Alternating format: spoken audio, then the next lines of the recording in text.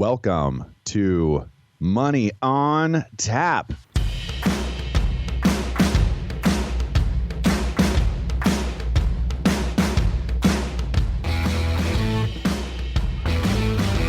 Money on Tap, your personal finance headquarters, where we bring out the professionals' experience and some fun in what we call three-dimensional investing, utilizing insurance, brokerage, and fee-based planning. That's what we do on this show. We look at all sides of the issues, and we bring a fully independent planning perspective to the table. Hey, welcome back. You are listening to Money on Tap. My name's Seth Krussman. And I'm Ben Brayshaw. Folks, if you are joining us by podcast today, we want to thank you, or if you're joining us via the magic of radio, we want to thank you.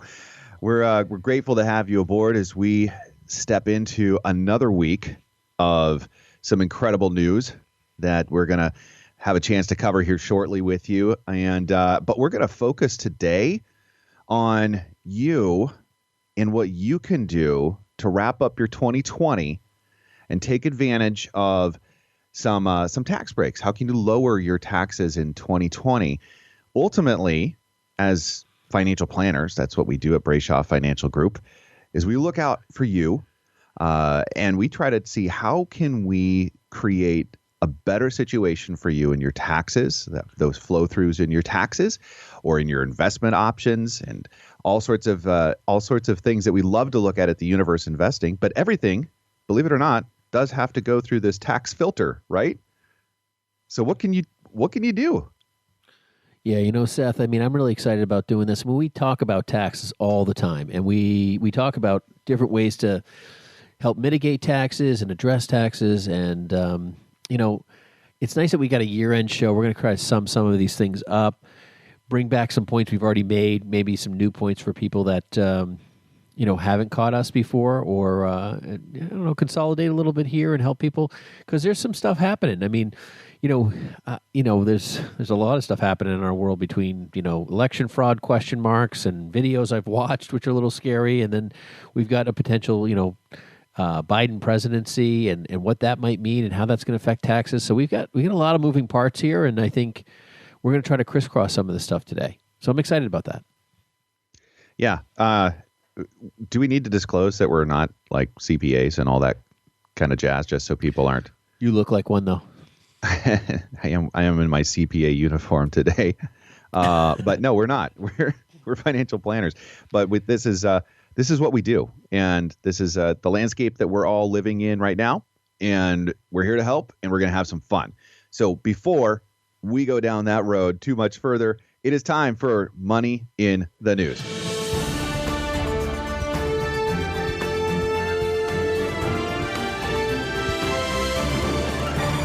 Well, first up today, Seth, we've got an article here in the Wall Street Journal, and this is about Warner Brothers. Pretty interesting. So they're getting ready to release all their 2021 films on HBO Max and in the theaters at the exact same time. Pretty interesting. I don't know if this is a gamble or if this is just a response to the pandemic, or with all the streaming, and I have no idea. The kind of the traditional, I don't know, the movie comes out in the theaters, and then a few months later it shows up on a, streaming service, and you can buy it, and then a few months later it's free on, some, premium channel subscription. That's kind of the standard, right? Right. That's what we're used to seeing.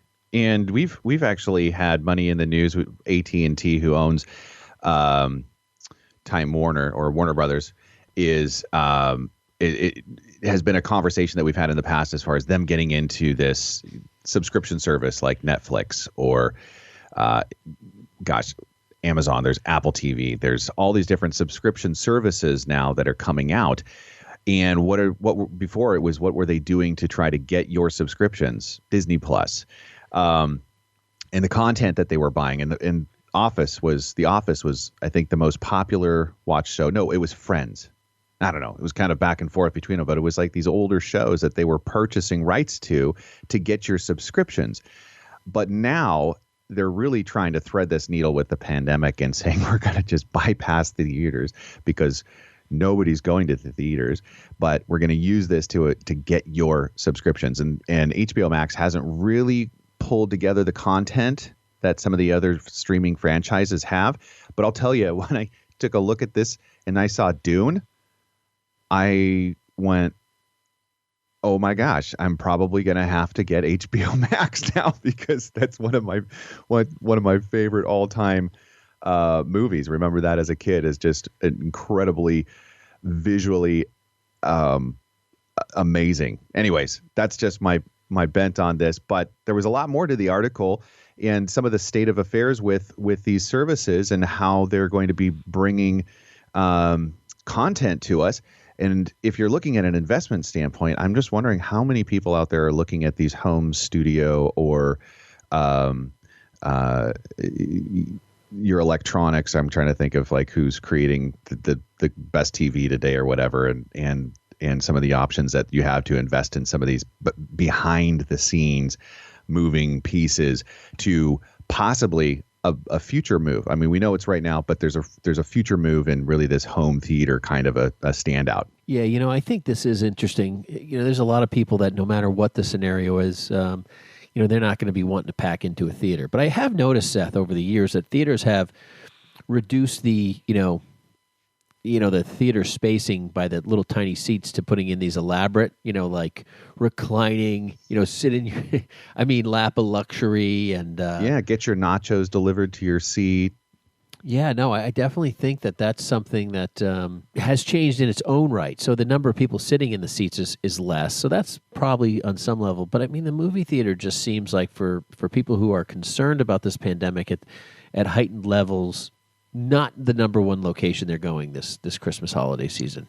Yeah, I think it's going to be a bounce back story as well. I'm hoping, in the next year we have a conversation around, how people are flooding back to life. And this is one of those things that I think we all can say we've gone, we've done, we've had a great time. We love going to the movies. It's an experience that, whether it's your date or you take the family out to watch the new Disney movie, like you just can't replace that in your home. The best that we could try, still, I don't think it's going to ever replace the theater. Maybe that's just me. Maybe that's a ways down the road, but that's my wishful thinking at the end of the day.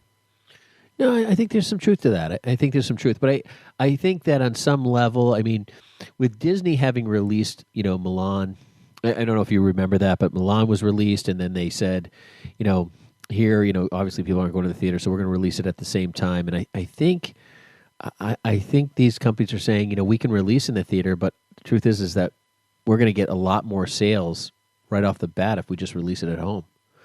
In the meantime, now I wonder how that plays out in its long business perspective. Well, you tell us. What are you guys doing? We want to hear from you.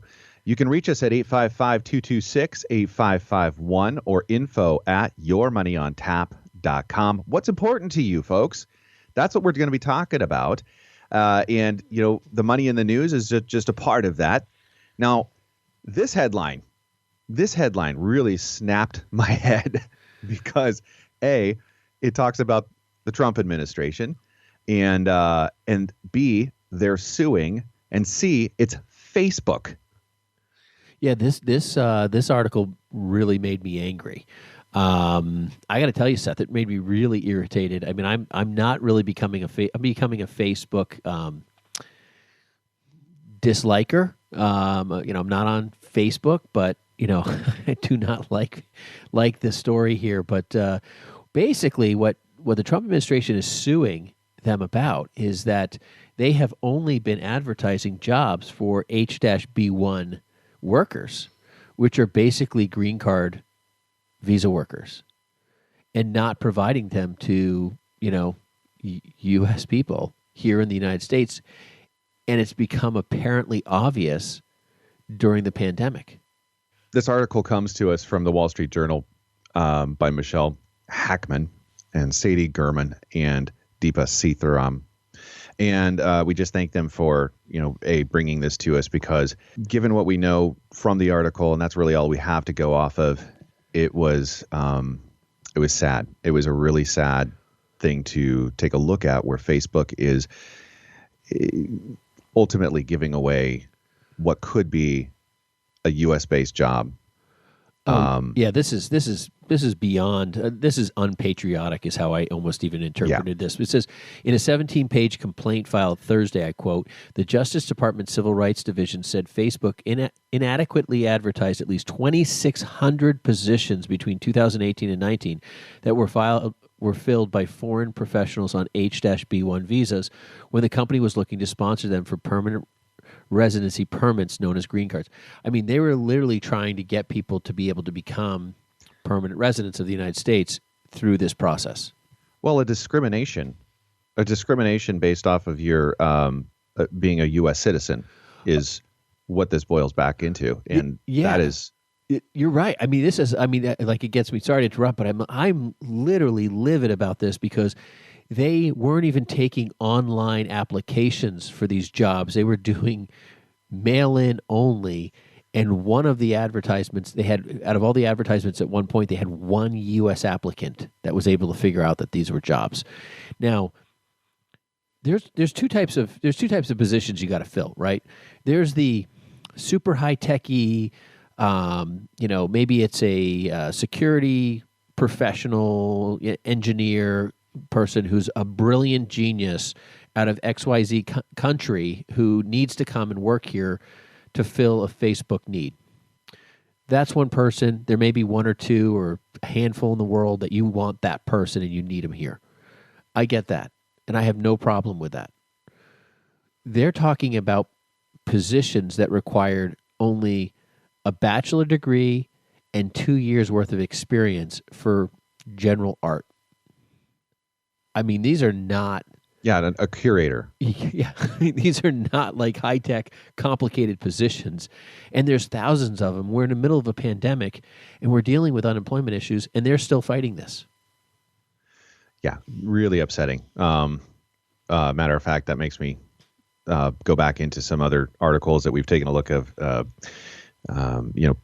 Basically, Facebook's coming under a lot of scrutiny, and understandable. They're just they're massive in what they do and how much money they consume and how much control they have.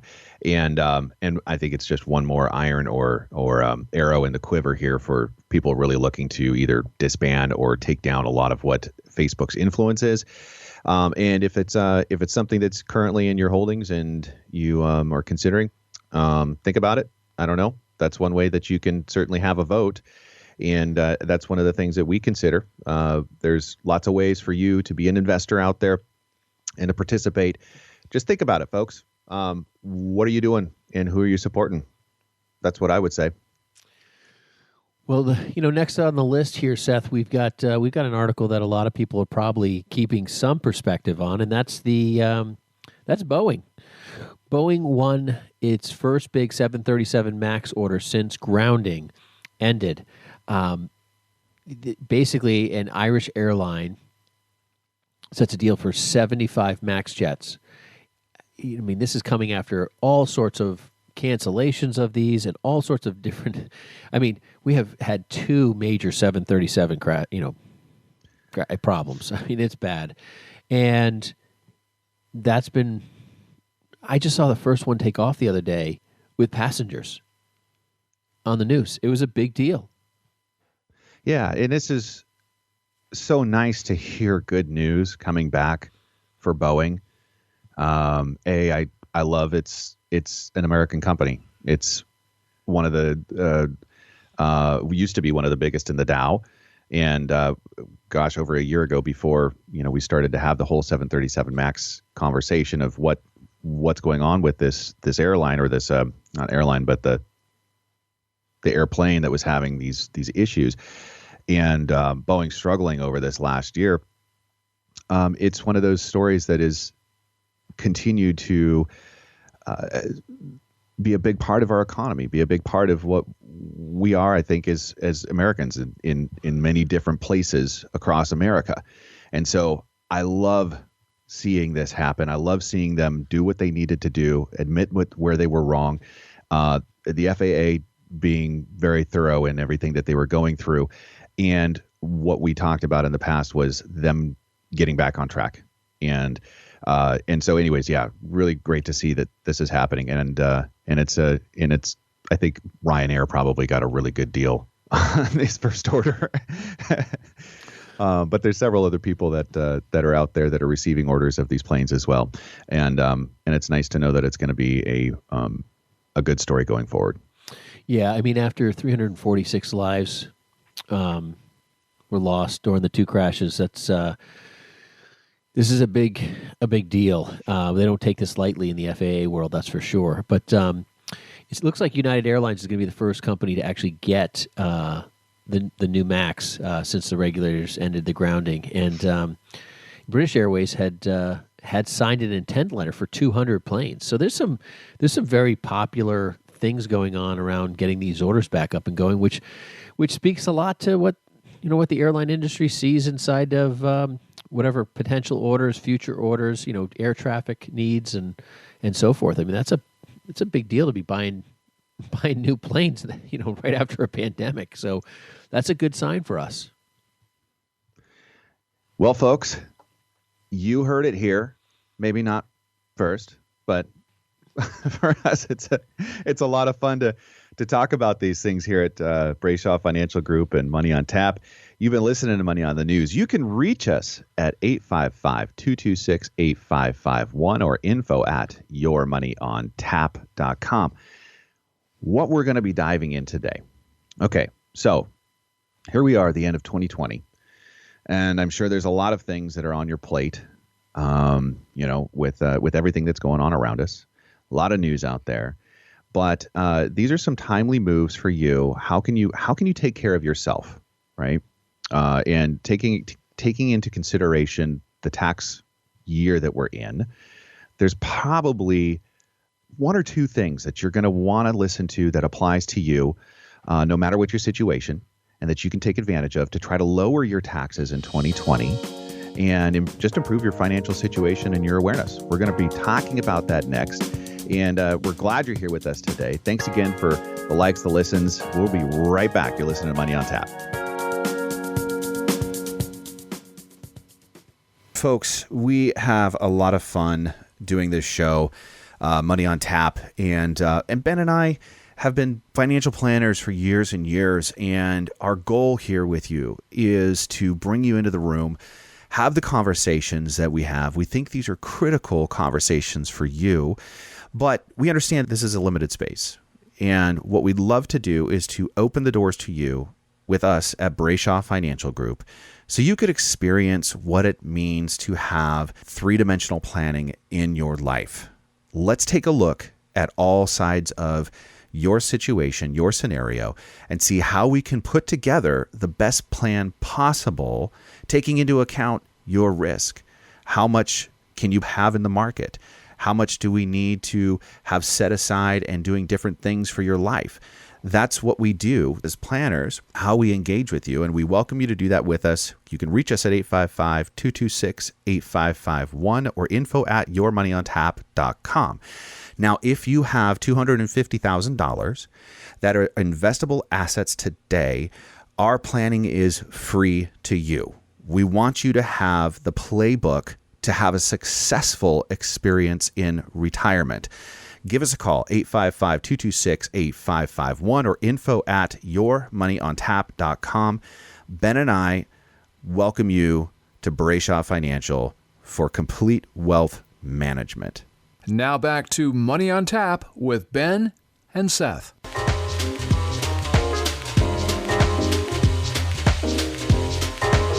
Welcome back. You're listening to Money on Tap. This is Ben Brayshaw and Seth Krussman.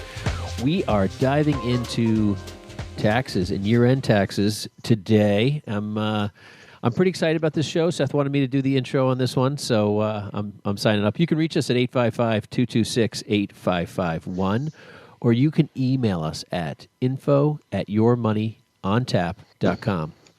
And today we're going to start talking. We've got 8 different year-end tax items, and I think I want to preface this, Seth, with the fact that we have talked about a number of these over the past few months, even done shows on individual items here. So I would encourage anybody who, maybe hears something specific, just go back through our library.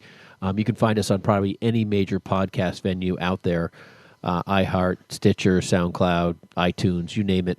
and dig through it if you have a specific topic you want to run. But we've got 8 of them here today. And as we go through these 8 topics, I think what I really want to encourage everyone to do is that there are not just 8, right? I mean, everyone's situation is so uniquely different, and we do tax incentive investing every day. That is our specialty. This is what we focus on. And if you have a scenario where you feel like you're paying too much in taxes, you feel like something's not quite right or something's wrong or could I make this better, give us a call. That's really where it starts. Sit down with us. We can figure out if we've got some scenarios and options that we can do outside of this that might meet those needs. So as we dive into this today, probably one of the most interesting easy scenarios for people to do is, if you are able to itemize, and that means you're able to do individual deductions on your taxes and so forth, or if you run a business or own a business, the number one thing to do is to pay some of your 2021 bills today. Buy that extra laptop, see if you have anything coming up in January that you can pay. And the other thing is too is maybe you have some income coming in from a various source or something like that. Maybe that's something that gets delayed. I don't know. Maybe that you discuss with a person about that getting paid in the beginning of January and reduce that income stream.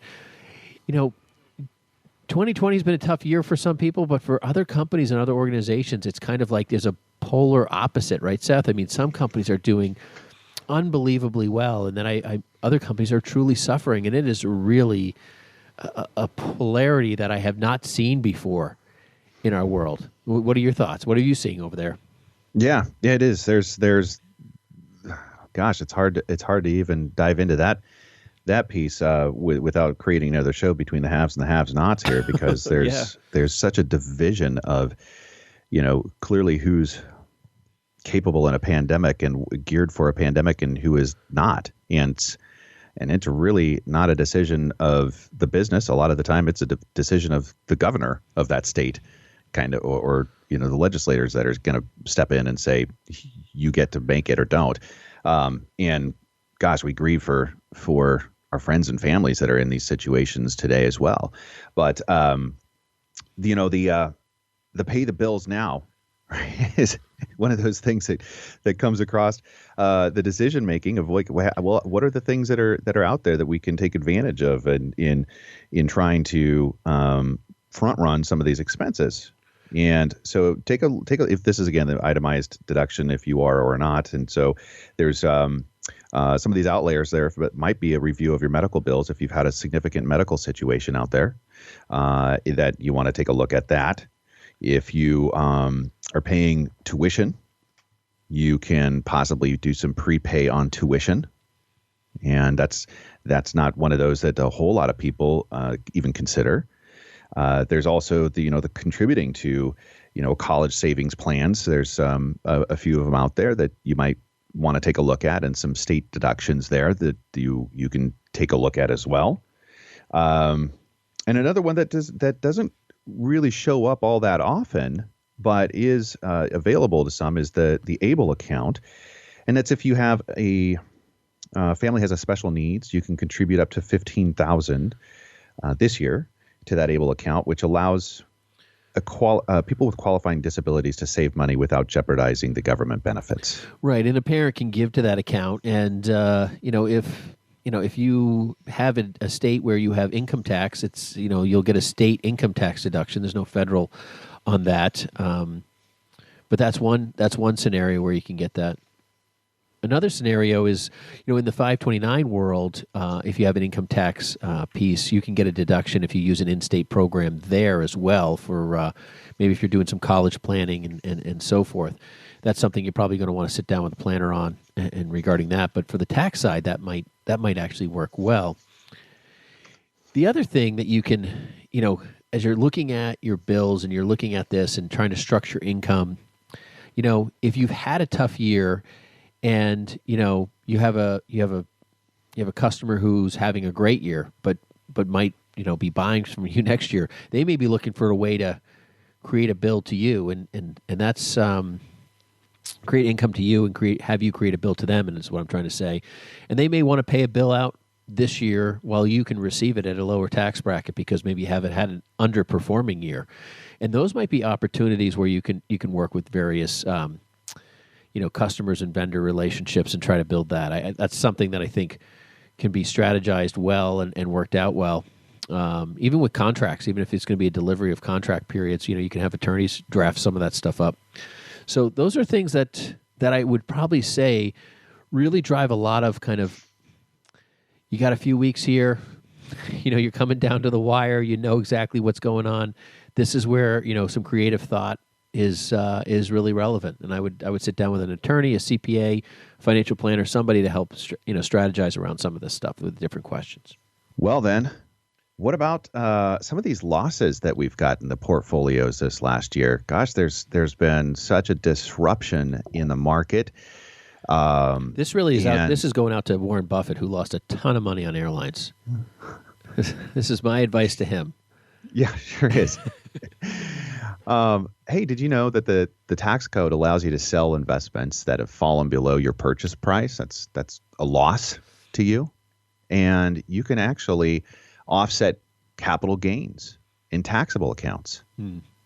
So this is one of those nice little perks there, and it's called tax loss harvesting. If you haven't taken a look at this, believe it or not, we have a show on tax loss harvesting you can go listen to really kind of get some of the nuances here, because we do run out of time a lot of the time when we start getting into our shows and trying to make our way through a lot of these topics and the highlights reels. But yeah, this is the time of year, and this is an interesting debate that Ben and I were having this last year. What do we think, or this the end of year? What do we think the market's going to do? And we, Ben, why don't you go ahead and step into that one? I'll set you up there, bud. Thank you, Seth. Thank you. Well, no, I mean, we've talked about this, and Seth's made great points about this too. And I really felt like there might be a sell-off this month because of tax loss harvesting. I really felt like this is one year where people had some losses in the beginning of the year through the pandemic, and I think maybe some people reallocated and took advantage of maybe oversold airlines or oversold energy or oversold hotels or whatever, and had some substantial gains. And it's a great time to sell and maybe offset some of those prior year losses even. That's going to be more for the equity player, the person who's trading stocks in that kind of, after-tax account. And, that's an opportunity that you can take advantage of if you did have some losses at the beginning of the year, that you can sell some gains and kind of try to wash some of that out and kind of reset your cost basis, which is great considering, potential tax changes that could be coming down the road. And we're going to talk a little bit more about that in a little bit. But selling stocks and what's going to happen in the market, I mean, I think we got a good 6-9 months here. I think the market's going to be strong generally for 6 to 9 months. I think there's going to be some peaks and valleys, but I think overall the pandemic, one of the things that I think is really pushing the market up is the amount of cash that people are saving by not traveling, not going out to eat.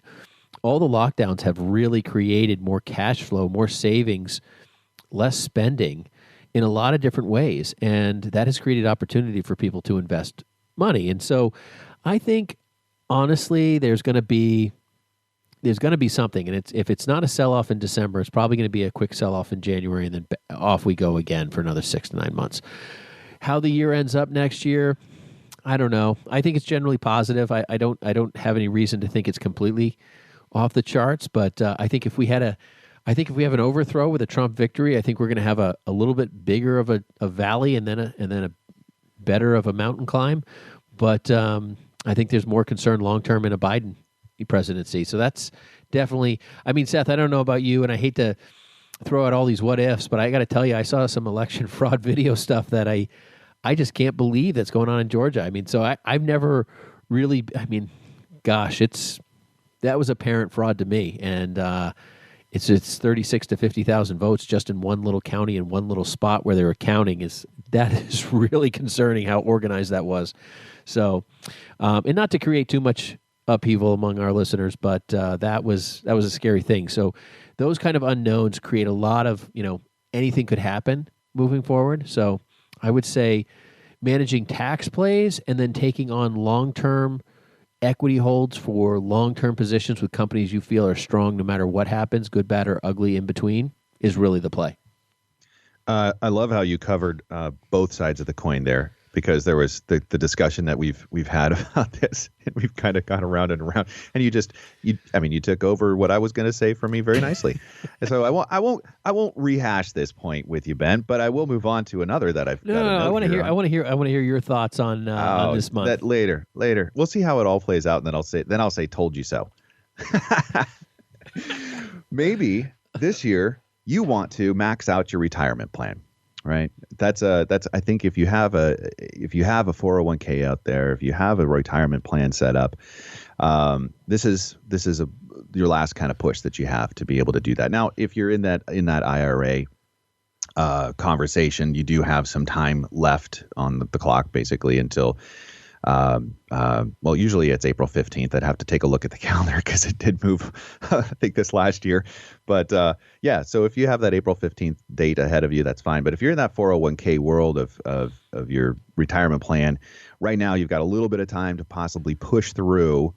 If you can kind of move over and have some savings, because you haven't been traveling and you haven't been eating out like Ben was talking about, maybe use a little bit of that and push off a little bit of that income into your retirement account. So $19,500 plus a $6,500 catch up is currently where that sits for the 401k world. And if you didn't catch the HSA show that we did, I love this. We're just getting so many references back to our podcast and old shows that not even that old. I mean, they're current, but yeah, there's an HSA. If you have an HSA, that is one of our favorite triple threats in the tax world to take advantage of. Yeah, that is something that is just not given the road that it needs to be on. And honestly, it was a great reminder for me. It was a good show. It's kind of something that loses a lot of. It's just not sticking forefront in a lot of people's minds. But it is such an amazing program. You can do $7,100 or $8,100 this year if you're over 55. Now, normally it's over 50, but in the HSA world, it's 55. Yeah, go back to that show. If you haven't listened to that show, that would definitely be a number one winner for you guys to reference. And like you said, Seth, it's kind of funny that we're going over the shows. But when it comes to maxing out your retirement plan, we've also had shows that you can go back to about whether a 401k even makes sense and how much you should be putting into a 401k and what might be relevant for you. And it has to do with your tax brackets and your tax levels and all the different things going on.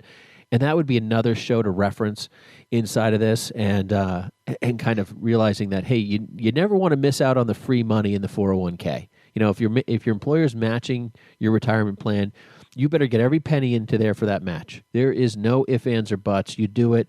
If it's a struggle, if it's a stretch, you figure out how to make it work.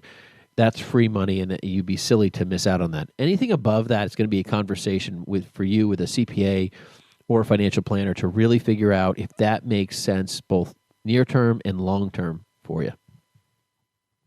Folks, this is a good time for us to tell you that you can reach us at 855-226-8551 or info@yourmoneyontap.com. We're going to take a quick break, and when we come back, we're going to wrap up with point. Well, we're going to get there. I don't know if we're going to be able to get to all the points today. We're going to try. But yeah, you're listening to Money on Tap. We're going to take a quick break, and we're going to talk more about what you can do to wrap up your 2020 with some successful tax planning. Thank you. We'll be right back.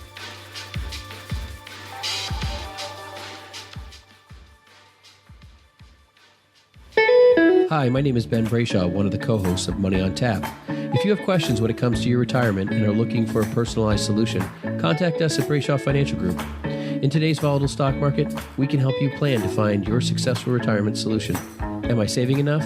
Am I saving into the right places? Do my investments match my appetite for risk? Do I have a tax strategy that is going to help me keep more of what I earn?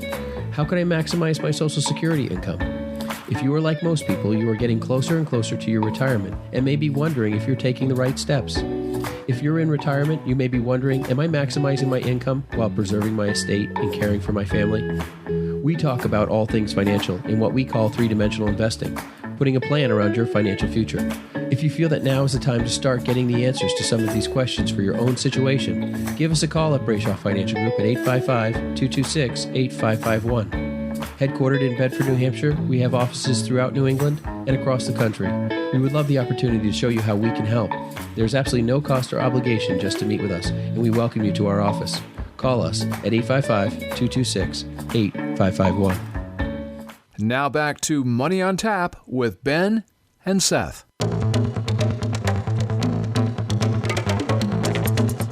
Welcome back. You're listening to Money on Tap. My name's Seth Krussman, and I'm here with Ben Brayshaw, and you can reach us at 855-226-8551. First of all, want to thank you for listening today. Second of all, thank you for calling. We appreciate the feedback. We love working with you. And if you are looking for some direction right now in your finances and your planning, that's what Ben and I do. We're financial planners. Brayshaw Financial Group is the name of our company, and we're really happy and honored that you give us the opportunity to give some insight, to have a look, to see what the lay of the land is here and help you take that next step forward. Giving you the confidence to move forward is really what the planning world provides in so many ways.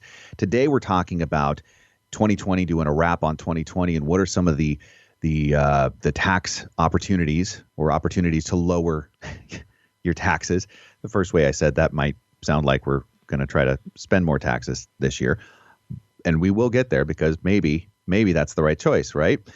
It really depends on what is the landscape. What's the big picture for you? But some of these things that we're discussing and going to be coming to next are we've had shows about in the past.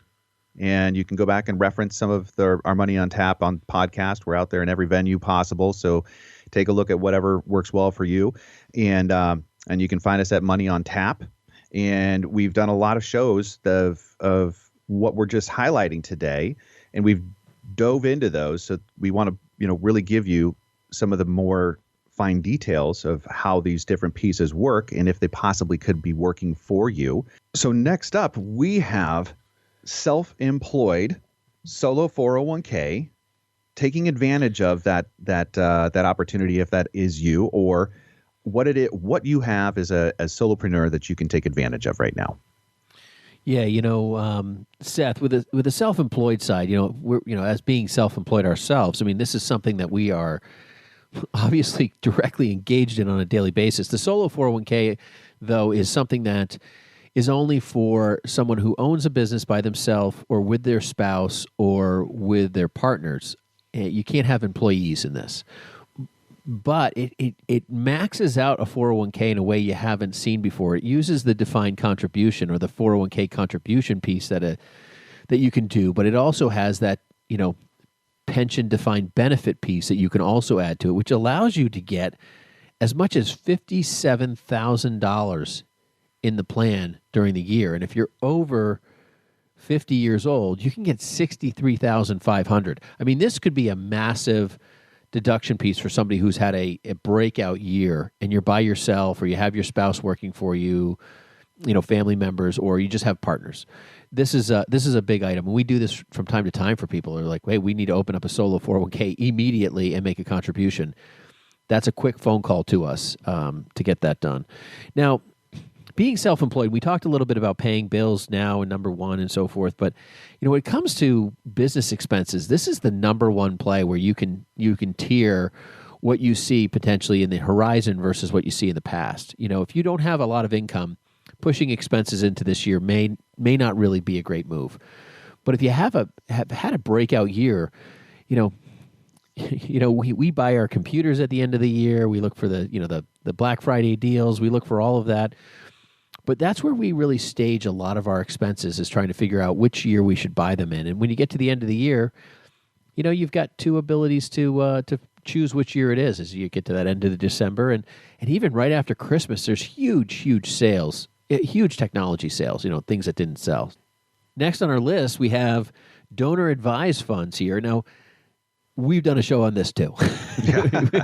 We've done a show on this recently as well. But Seth, probably out of any year ever to do a donor advised fund, it would be this year. This would be the year of all years to consider doing a donor advised fund for, a couple of reasons. I mean, and I'm really just going to jump into potentially a Biden presidency and what could happen here in the fact that, he's going to change a lot of the charitable stuff where if you're making over $400,000, and that sounds like an astronomical amount of money, but when you come into a self-employed person and companies and this, that, and the other thing, it could really hit you hard. Normally, you get to itemize your deductions, to 37%, up to 37% of your income over 400,000. Biden wants to reduce that to 28%. Now that is a very large hit. So what that would do is if you were going to give $100,000 to a children's hospital, for instance, normally you get $37,000, savings. Now that's a pretty good benefit. But now it would only be $28,000. That just gives you kind of a real hit on giving the same amount in year over year. Now, when it comes to donor advised funds and the fact that it's like $100,000. Well, if you could wrap up a bunch of your charitable contributions all in this year and then break them out with the donor advised fund, if you go back to our show, you can literally say, hey, I want to give $33,333.33 every year for the next 3 years. Here's my $100,000. And you put it in this year, you get the deduction this year, and then the donor advised fund will actually send it out over the next 3 years. So it's as if giving for 3 straight years, which is fine, but you've accomplished a much potentially higher deduction now than you would have had, if you do it over the next few years. That's a big hit for a lot of people, especially people who give regularly to charities or churches and so forth. And we work with a lot of people that give in those worlds. And, that's a big deal. And donor advised funds are a way to wrap that up in a very nice bow and allow you to get that. You can do your itemized deductions mostly and get better credits across the board. So give us a call if that's an issue for you or a concern. Yeah. Need I say more? We're going to reference the Giving Show, which was 3 shows ago now, where we cover a few of these specific giving strategies because we love the opportunity at this season to be charitably minded. And if that's you, give us a call, 855-226-8551 or info@yourmoneyontap.com. And there's just a much larger conversation there. And one of the things that we talked about there before as well, and is on our list today, is giving your IRA money to charities. So this has to do with RMDs. Don't you love the lingo? I'm going to actually tell you what that means too. It's called a required minimum distribution. And if you have qualified money, that IRA out there, and you hit 72, used to be 70 and a half, now it's 72, the IRA rules require you to start taking income off of those, to start taking distributions. And that's ordinary income is how that comes out of an IRA, right? So you're required to take this money. Maybe you don't need that money, but it's going to show up it's going to show up at the end of the year for you on that tax bill as ordinary income. Well, what you can do is, instead of taking that, or only taking part of that, if that's what works well for you, you can take that and you can gift it directly to the charity, so it never shows up as ordinary income in your taxes. And it's a wonderful pass through and a more efficient way for you to be gifting those monies to charities. And in the way that works out on your taxes, and please connect with your CPA and have them run a couple of different scenarios there for you, which they will do to take a look and see what's the benefit there.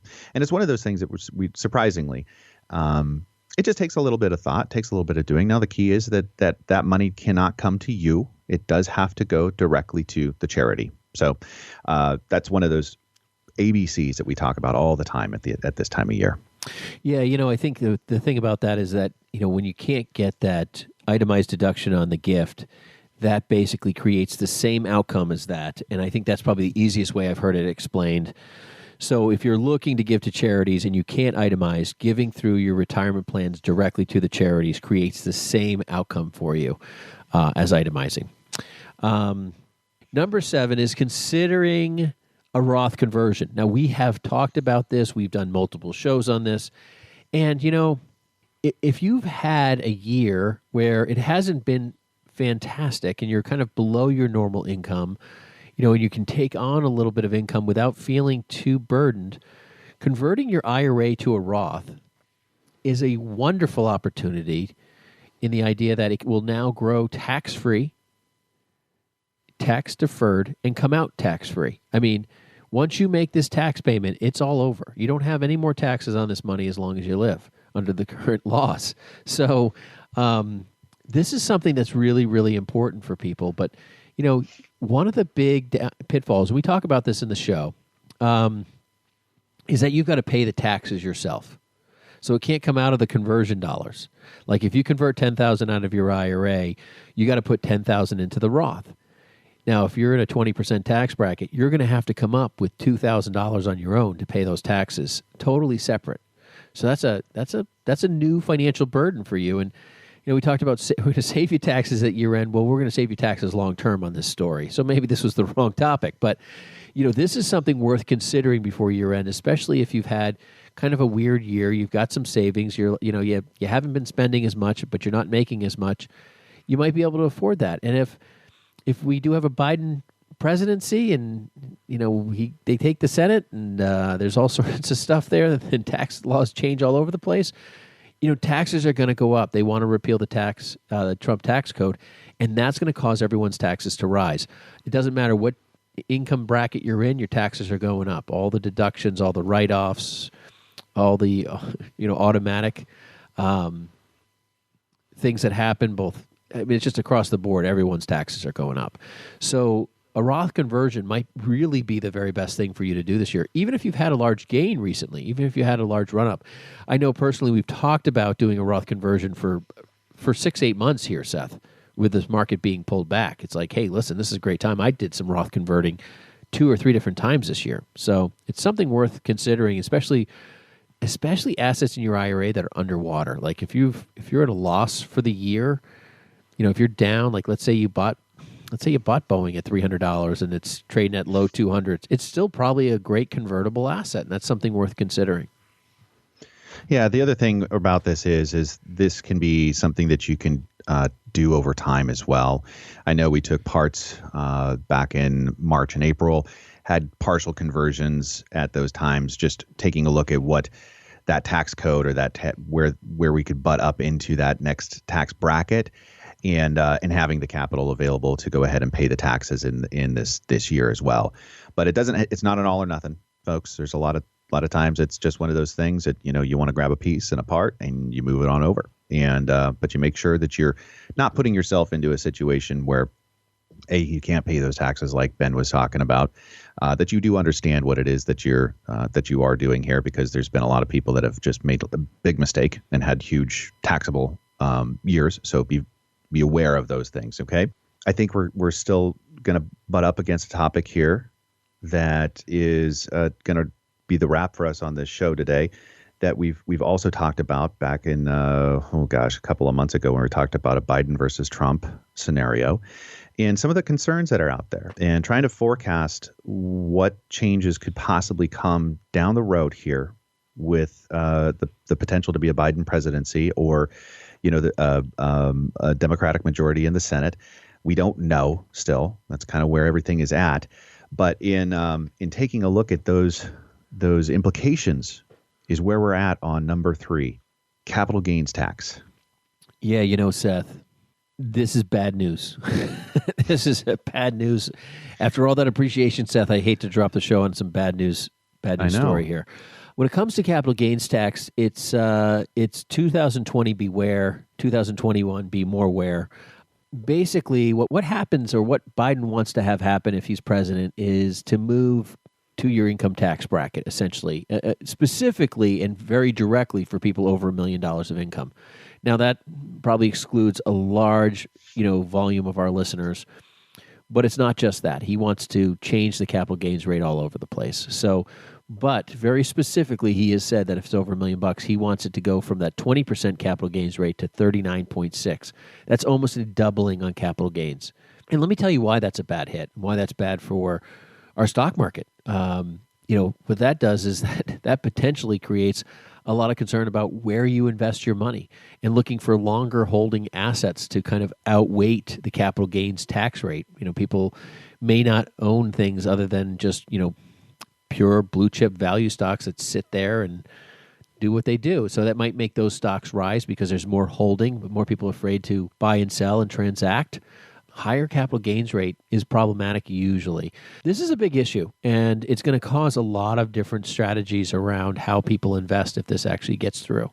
And I would tell you that looking at your 2020 year, you may want to kind of assure yourself of your 15 or 20% capital gain and sell some of those long-term assets and lock in a cost basis so that, now if you bought a stock for, say, $10,000 and let's say it's worth $20,000, if you sell that today, you're going to pay, maybe you're at the 20% tax rate of the gain of the $10,000, so you spend $2,000. But moving forward, your stock is now locked in, your value is locked in at its current tax rate. You have a new cost basis, and now you have net $18,000 that will never get taxed again. And now maybe you move forward with that and say, well, I was able to lock in that tax rate, and the rest of it's going to be taxed at whatever tax rate moving forward. And that's one of the reasons why I think we might even see a pullback at the end of this year, Seth, right at the end of the month. Is this particular reason alone? Yeah, that's definitely one of the things that we take a look at right now in understanding those market pieces. But what about some of these other assets that people accumulate just through business and, transitioning businesses? And that's one of the parts that we're seeing as well. Like, for instance, let's just say that you have a daughter and you're going to sell your car dealership to her, and March 18th is her birthday, and that's when you were planning on making that transition. Well, you might consider moving that up to this year, if at all possible, or if you happen to be a CPA and have or scheduled to retire in May, you might want to put that buyout to the partners to this time of year. And this is something that has hopefully been in the works and planned, and all the numbers are there and understood, because that's how planning works, and it's a big decision, and those are big numbers to be pushing through. But those are the kind of considerations, folks, that we're talking about right now, because there's just an unknown. What we don't know is we don't know the 2021 and the 2022. But that's one of the things that taking a look at the big picture and going through this planning process really helps accomplish for you. And so if you're not having the conversation, or if you haven't, hopefully we're getting this to you in time. We want to make sure that you have a little bit of time to pull the lever here and to make sure that you go through the process. It's a busy time of year for Ben and I. So give us a call, 855-226-8551 or info@yourmoneyontap.com. We're here to help you the best way we possibly can. But that's what it is. This is the 2020 last minute tax moves that you guys can be taking advantage of. Ben, what else do you have? That's it, Seth. Everyone, have a wonderful day, and we'll talk to you next week. Thank you. You've been listening to Money on Tap. You can reach us at 855-226-8551 or info@yourmoneyontap.com. We've enjoyed the show today. We've been grateful for you for joining us. We thank you for calling us and giving us an opportunity to speak into your life and be trusted advisors with you. That's something we hold really sacred, and we want to appreciate you for that. So thank you so much. And we just also want to appreciate you for allowing us to be who we are and have fun with what we do on a daily basis, which is financial planning. You can also find us at Facebook. We're at /3D Investing. We're also on Twitter at BFG_LLC.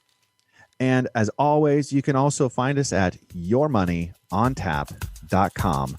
Thanks for listening. Thanks for liking our podcast. We appreciate you, and we can't wait to make it a great day and a great life with you here at Money on Tap.